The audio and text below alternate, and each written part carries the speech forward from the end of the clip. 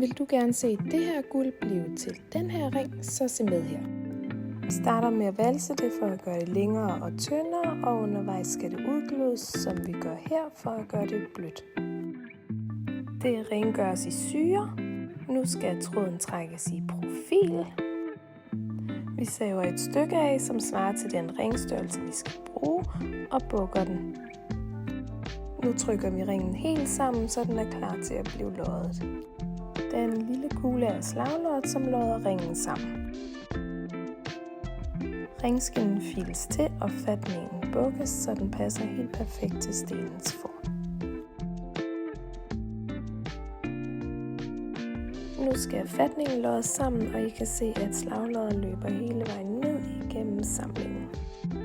Bagefter saves det overskydende guld af, og den files til i facon.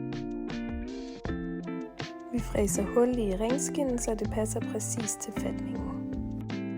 Fatningen skal loddes fast i begge sider. Slagloddet løber derhen, hvor guldet er varmest, derfor er det vigtigt at styre sin flamme meget præcist. Vi fræser en hvilekant ud indvendigt i fatningen, så stenen har et leje at ligge i.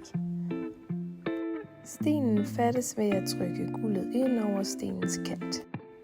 Til sidst bliver ringen slebet og poleret, og så ser den altså sådan her ud.